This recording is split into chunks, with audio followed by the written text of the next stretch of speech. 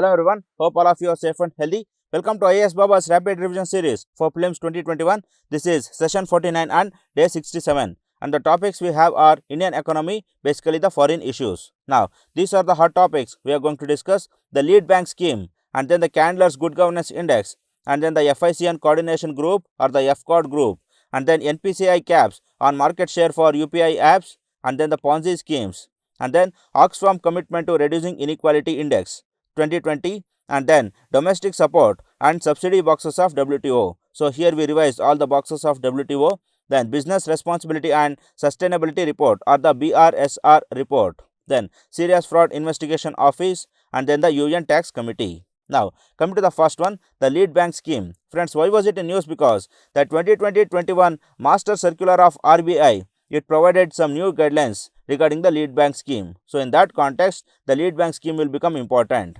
Now, it originated from the report of Professor D.R. Gadgil's study on the organizational framework for implementation of social objectives. So this study, it came out in the year 1969, and on the basis of this report, the lead bank schemes were established. Then it is a bank having relatively large network of branches in rural areas of a given district. So these banks are basically focused on the rural areas, and they have the area of district as the area of operation. Then it is endowed with the adequate financial and manpower resources required to lead the district. The government provides additional financial and manpower resources that are required for the bank for leading the district in the financial inclusion. Then it helps to increase the flow of credit to agriculture, small scale industries and other economic activities, including the priority sector in rural and semi-urban areas. Once again, the area of operation is the district. Now coming to more facts regarding the lead bank scheme. That is, the objectives of the lead bank scheme are to evaluate the physiographic, agroclimatic and socio-economic conditions of the region through economic survey. So even surveying and updating the physiographic, agroclimatic and other conditions of the area is also the function of the lead bank scheme. Then to help in removing the regional imbalance through appropriate credit deployment. So to provide credits wherever necessary and to curb the regional imbalance. Then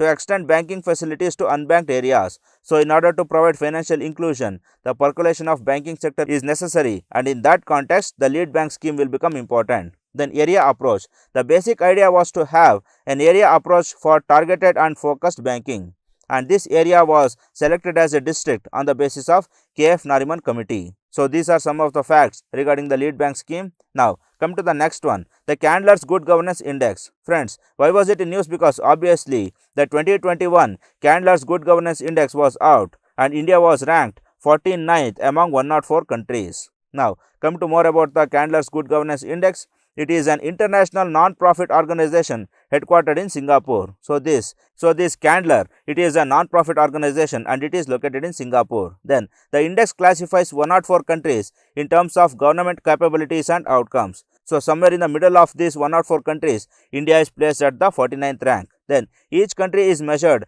across over 50 open data points. So some 50 criteria are being benchmarked to measure the good governance index, and the index focuses on 7 pillars. So those are leadership and foresight. So the political will and the leadership is counted. Then robust laws and policies. So the certainty of implementation and practicality of the laws are taken into consideration. Then strong institutions which help in implementing the laws in letter and spirit. Then financial stewardship, or the ability of the political will to steer clear the nation during the financial emergencies. Then attractive marketplace. So ease of doing business in the marketplace.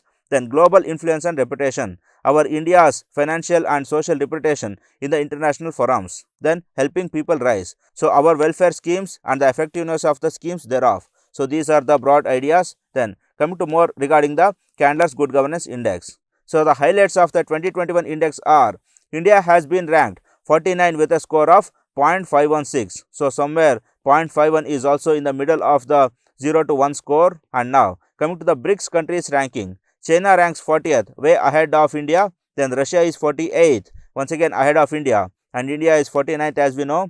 And Brazil ranks 67th below India, and South Africa 70th below India. So our aim is to cross over Russia and China. Then coming to ranking among South Asian nations, so our Indian neighbors, India is at the top with 49th ranking, and Nepal has got 92nd rank, and Pakistan is at the 90th rank, and Sri Lanka the 74th rank. So, even though we are at the top ranking, we need not compare with these nations. Our comparison should be with the US, Asia, Scandinavian nations and other top rankers. So, this is all about the Candler's Good Governance Index. Then coming to next one, the FICN Coordination Group or the FCOD group.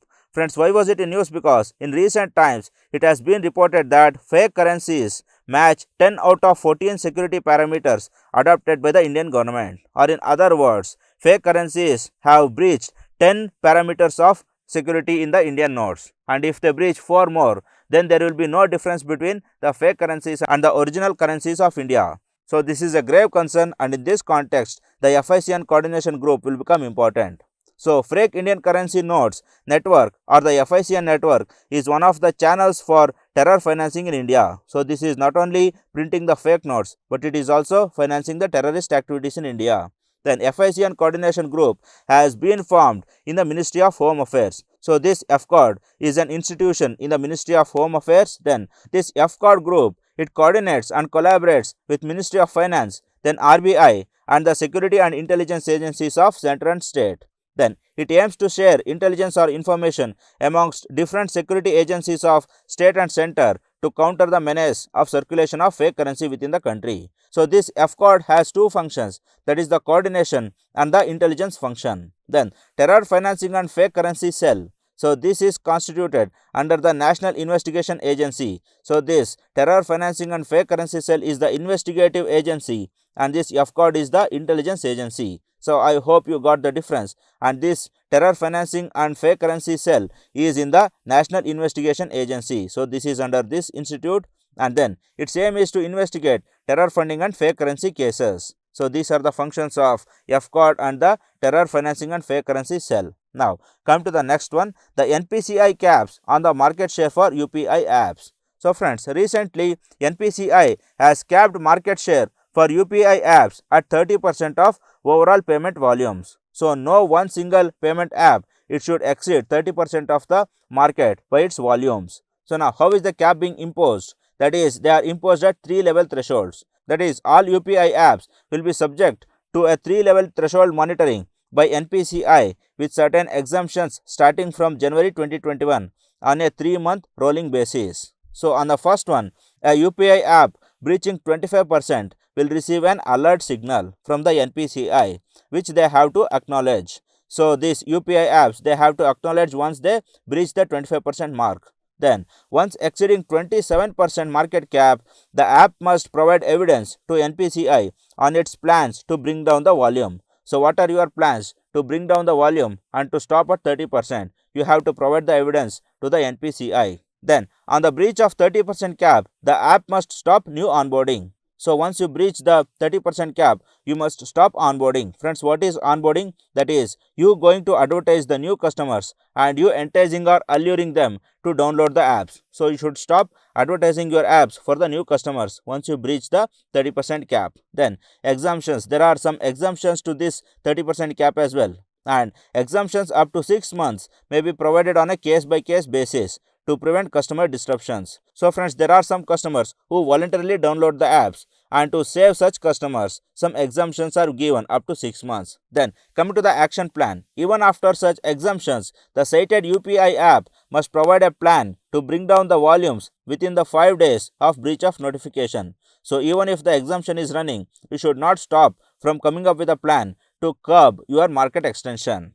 Then, responsibilities of banks and payment service providers. The compliance to the rules must be ensured by payment service providers or the banks facilitating UPI transactions. So, any service provider, if he is using your app, or if any bank, if it is using your app, then even they have to acknowledge that yes, we are curbing the new onboarding or we are curbing the expansion of the market from therefore. So, this is all about the NPCI caps on the market share of UPI apps. Friends, why was it imposed? Because some caps, they are monopolizing the market and there are being cases that are raised against them. So, in order to curb that, the NPCI has come up with this. So, this is all about the NPCI caps. Now, coming to the next one, the Ponzi scheme. Friends, there are rising number of Ponzi schemes, and that is why what is a Ponzi scheme will become important. Now, what is this Ponzi scheme all about? A Ponzi scheme is a fraudulent investing scam promising high rates of return with little risk to the investors. So, this promises high rates of return, might be 15%, 10% interest, and it also proposes that you don't have any risk in that and your money will be 100% guaranteed. Then it generates returns for earlier investors with money taken from the later investors. So friends, this is a chain of action, and the old purchasers of the scheme will be provided the profits by the new purchasers' money. So there is no profits here, only the cycle of turnover of finances will happen. And then the victims remain unaware that the later investors are the sources of their returns. They think that our money is invested in the stock option and they are giving exemplary dividends, and we are unaware that someone else's principal is our profit. And then they rely on a constant flow of new investments, and when this flow runs out, the scheme falls apart. So until the new customers they enroll to the scheme, then the old customers will start getting profit, and once the new customers stop, then the old customers will not get any profit, and then they come to know that they are being deceived or cheated. Then what are the government efforts to control the Ponzi scheme? They are dealt by Enforcement Directorate under the Prevention of Money Laundering Act. So this is the institution and this is the law that deals with the Ponzi schemes. And then SEBI's collective investment scheme regulations also attempts to control the Ponzi schemes. So in the stock market, even SEBI will control these Ponzi schemes under its regulations to collective investment schemes. So there are regulations like these collective investment funds, they have to get registered under SEBI, they have to open a demat account. So all those regulations are there, and that will curb the Ponzi scheme. And then banning of unregulated deposit scheme bill was approved by Lok Sabha, but it is pending in Rajya Sabha. So if this bill comes, then it will be a effective rule or effective law against Ponzi schemes. Now, come to more about the Ponzi schemes. Friends, it is the collective investment where the Ponzi schemes will take birth. So, in order to curb the collective investment or to regulate the sector, there are some of the regulators. They are RBI, it oversees deposits taken by the non-banking financial companies. So, if there is any NBFC which is conducting the Ponzi scheme, then this RBI will regulate that. Then SEBI oversees the mutual funds. So, if any mutual fund agency, if it is conducting Ponzi scheme, then SEBI will regulate the same.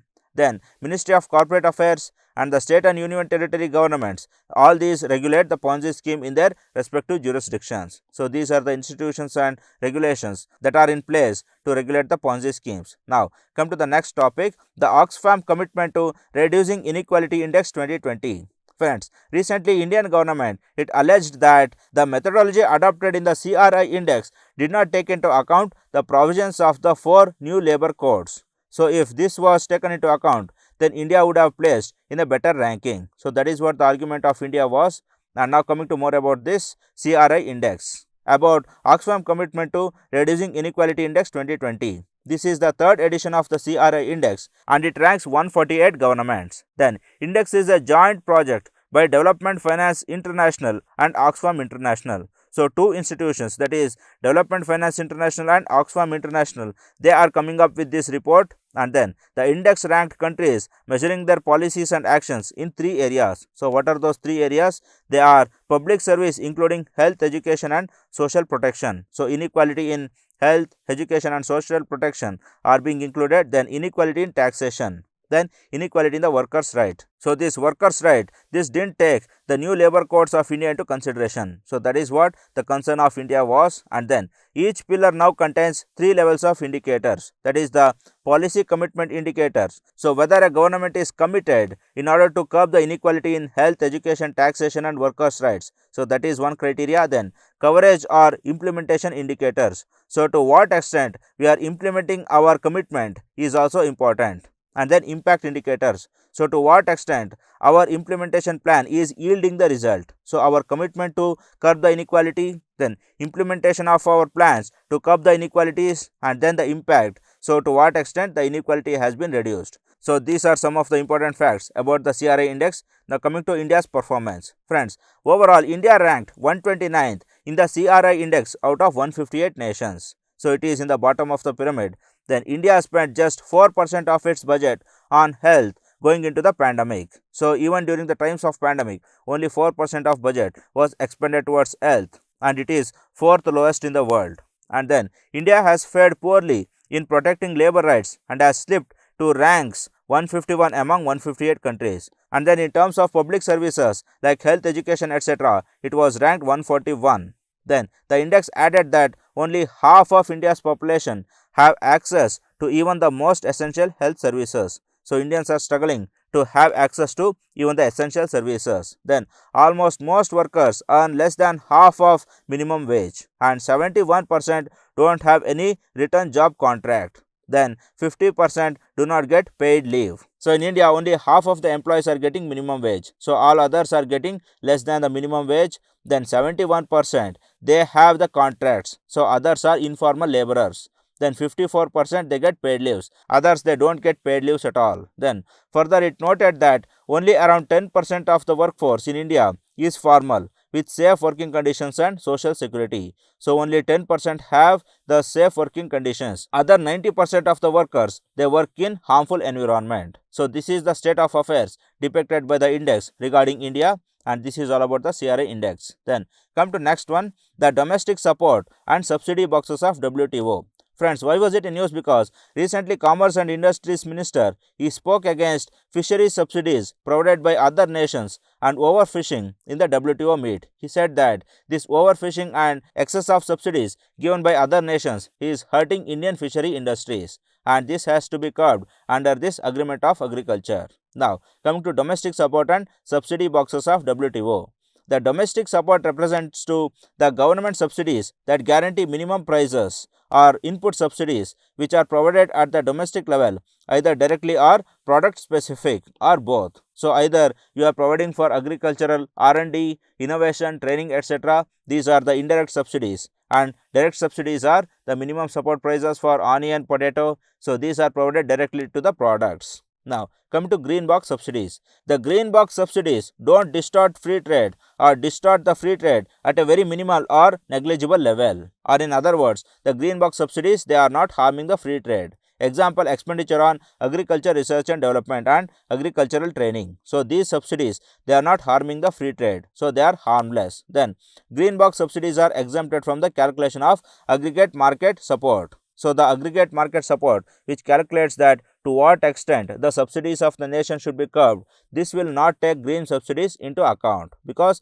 these are not harming the free trade. Then blue box subsidies. Blue box subsidies are direct payments. They distort trade to some extent. So they will up to some extent distort the free trade. Then they aim towards limiting production by imposing production quotas. So some quotas, import duties, export duties, all these are being provided to specific products. So they will harm the free trade to some extent. Then according to WTO, the blue box is the amber box subsidy with conditions. So we know that amber box is that box wherein the subsidies are completely restricted. So this blue box is an amber box with some exemptions. And then blue box subsidies are also exempted from calculation of aggregate market support. So even blue box subsidies are allowed for the nations, and they are not counted and they are not curbed under this aggregate market support. Then come to more boxes, the amber box subsidies. These are the subsidies that are trade distorting in nature and need to be curbed at any cost. So these come under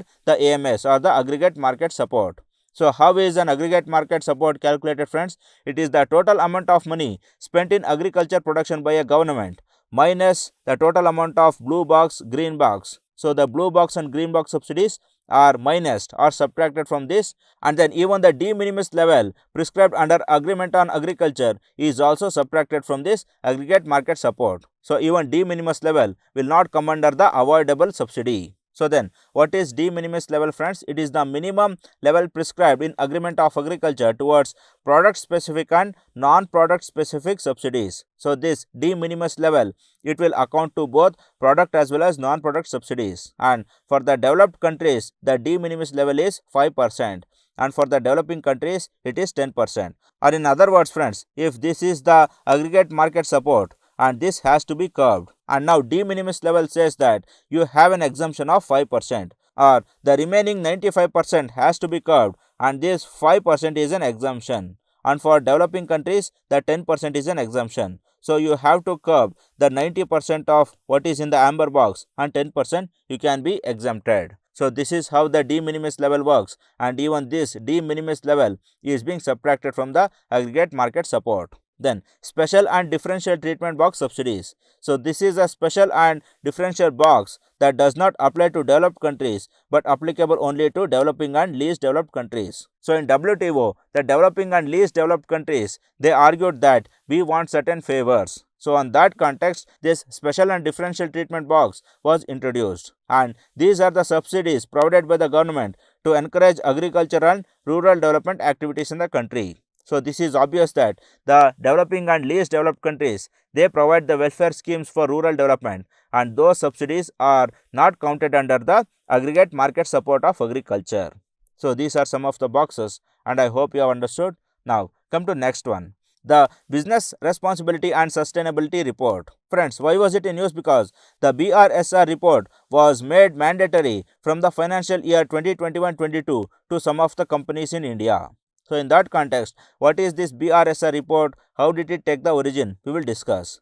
This was originated from the Voluntary Guidelines on Corporate Social Responsibility, and it was issued in the year 2009. So this report basically originates from the Guidelines on Corporate Social Responsibility. So in that context, this BRSR report is mostly related to the social responsibility of the corporates. Then the National Voluntary Guidelines on Social, Environment and Economic Responsibilities of Businesses 2011, or the NVGS 2011. This new guidelines was an updation of the old guidelines that was provided in the 2019. And then in 2012, SEBI mandated the top 100 listed companies to file the business responsibility reports from the environmental, social and governance perspective. So at this point of time in 2012, the BRSR report came into existence explicitly. Then it was extended to top 500 companies in the financial year 2015-16 and further extended to top 1000 companies in December 2019. So as of now,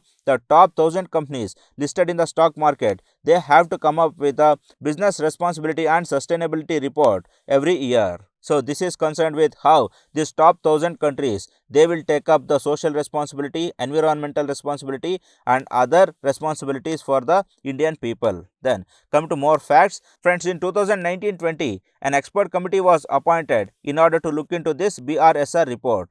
And this committee consisted of experts from SEBI, then Ministry of Corporate Affairs, then other experts. Then, as per the recommendation of the committee, there has to be two formats for disclosure of this report.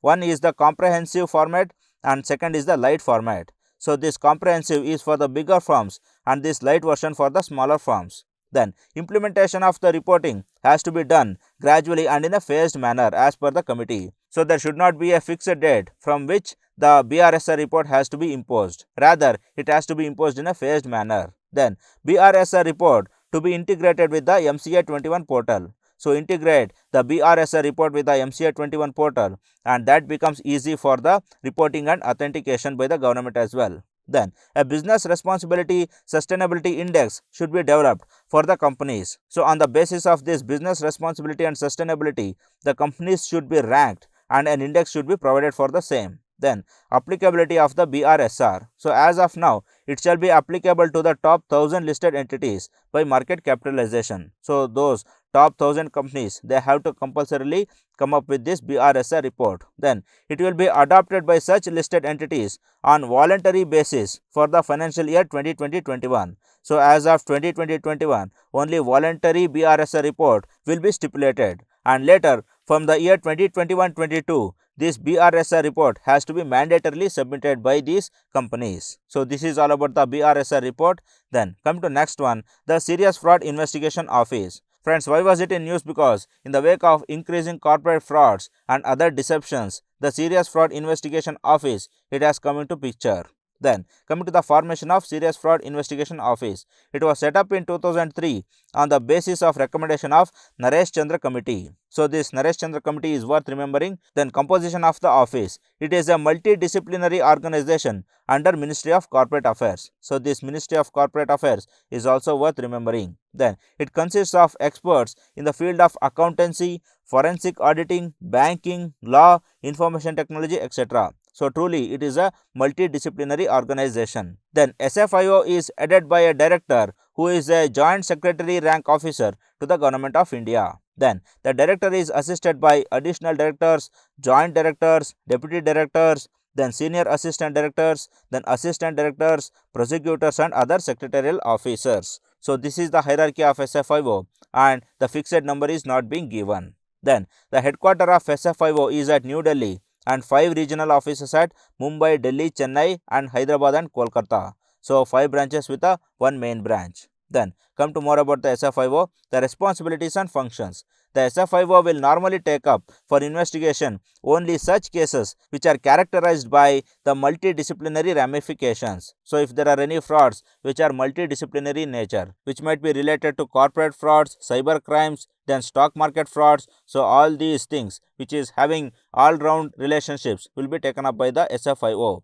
Then substantial involvement of public interest. So if there is any huge fraud that is harming the public interest, even that will be taken up by the SFIO. Then the possibility of investigation leading improvement in the systems or laws or procedures. So if the investigation improves the system or if it improves the implementation of law and order, then the investigation can be taken up by the SFIO. So only serious crimes basically are taken up by this Serious Frauds Investigation Office, as the name suggests. Then investigation into affairs of company is assigned to SFIO on the receipt of a report of the registrar under the Companies Act 2013. So when the registrar of the company, if he provides a report under the Companies Act 2013 informing that SFI shall take up this investigation, then SFI will take up the investigation. Then on a special resolution passed by a company that its affairs are required to be investigated. So even if the special resolution, in the last class we discussed, special resolution is 75% majority. So with this majority, if the resolution is passed, then SFIO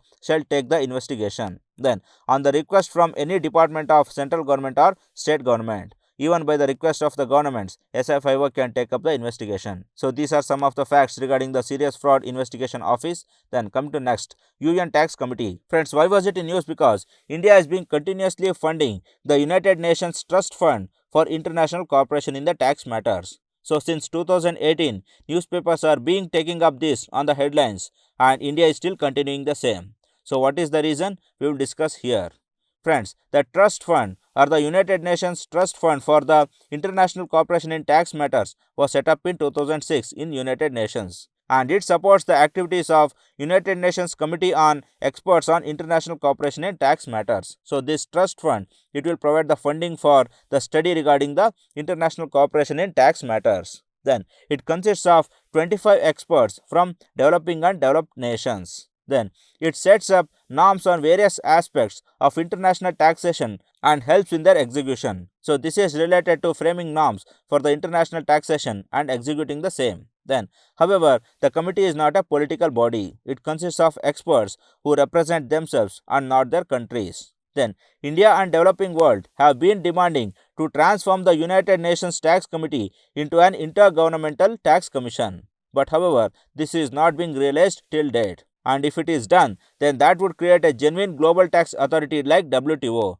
Like how WTO is for trade, then this UN Tax Committee will become a international forum for these taxation issues. Friends, we know that India is being suffering criticisms and backlashes from Western nations for this countervailing duty, anti-dumping duty and excess import duties, etc. So in that context, India wants a forum in the United Nations which can deal with such tax treaties and taxation issues. So for that reason, India is being continuously funding this committee and it wants the committee to be established as a formal institution. So that is the reason why, in spite of having so many problems within our nation, India is giving huge funds to this committee. I hope you have understood. Now come to the last part. Friends, we have seen several people who are busy criticizing the nation, criticizing the system, but not making any efforts to change them. But Gandhiji famously said that to be the change you want to see in this world. And famously, Gandhiji was the change he wanted to see, and now it is our term. Criticism is not the way to change the nation. No nation is perfect. It has to be changed and made perfect. So do it, be the nation builders, go on to make the nation a perfect one. All the very best. Good luck, friends.